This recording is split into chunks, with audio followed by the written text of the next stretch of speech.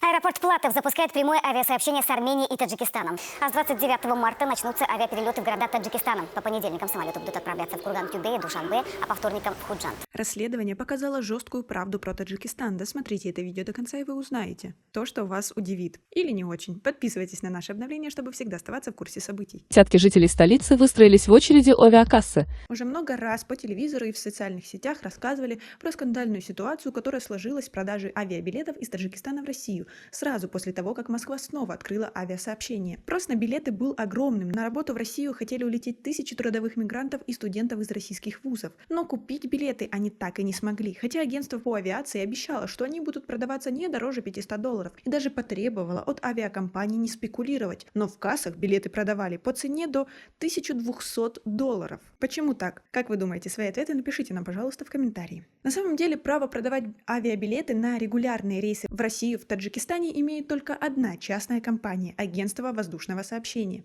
Напрямую продавать билеты не могут даже авиакомпании, которые их выполняют, например, Saman Air. При этом у Агентства воздушного сообщения на весь Душанбе одна единственная касса. Сегодня у нее каждый день собираются тысячи людей. Многие приехали из регионов и ночуют у здания в машинах в надежде, что с утра билеты все-таки подешевеют. Билеты у агентства можно купить только лично, за наличку или с помощью банковской карты. Оказалось, что реальная цена билетов $350, но в реальности билеты недоступны. Мы их не видели, говорит один из тех, кто стоит в очереди у агентства. Его соседи по очереди говорят, что в кассах сейчас предлагают улететь в Россию за 14 тысяч самани, с учетом того, что многие гастарбайтеры берут деньги на авиабилеты в долг под будущие заработки. Для них это непосильные траты. Власти Таджикистана объявили, что причиной, по которой право эксклюзивной продажи билетов на регулярные рейсы в России было передано агентству воздушного сообщения. Это желание контролировать необоснованный рост цен на билеты. Однако, по данным расследователей, реальная причина, скорее всего, в другом. Документы из открытых источников показывают,